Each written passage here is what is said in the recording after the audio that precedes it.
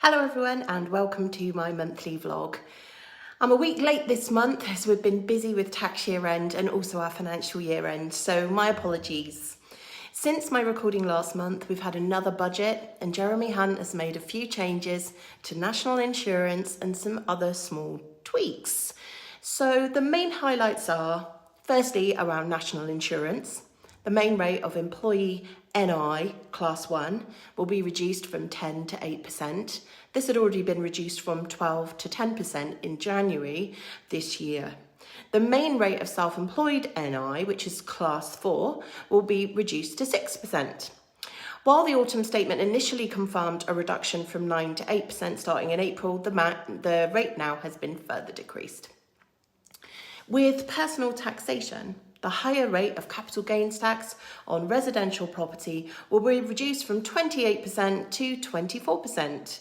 The threshold at which the child benefit tax charge is paid will increase from £50,000 to £60,000, with the upper threshold increasing from £60,000 to £80,000 of income.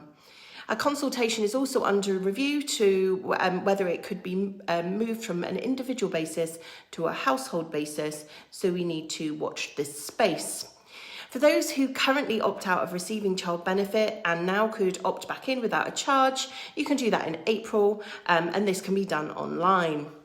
The furnished holiday lettings regime is going to be abolished from April 2025. These are special tax rules for rental income from properties that qualify for furnished holiday lettings. That won't be able to happen anymore from April 2025. Stamp duty land tax relief on multiple dwellings will be abolished for transactions which complete on or after the 1st of June 2024. Please note this only applies in England and Northern Ireland, not Wales, but it also may have effect on people who are buying homes with a granny annex, for example. And investments. A new British ISA is to be introduced, which will allow an additional £5,000 to be invested in an ISA. This will have to be invested in UK assets, and the new allowance will be in addition to the existing £20,000 ISA allowance.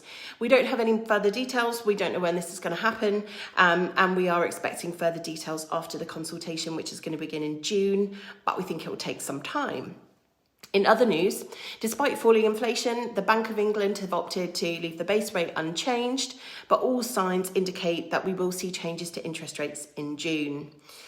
A slight relief maybe for many borrowers and those who have mortgages up for renewal or variable rates.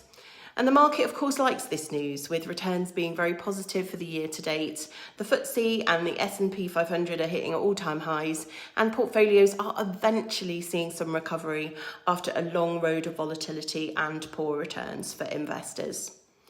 Well, there's very little else financially to update you on this month, so all that's left is to me to wish you a happy spring as we have sprung forward, and see you next month.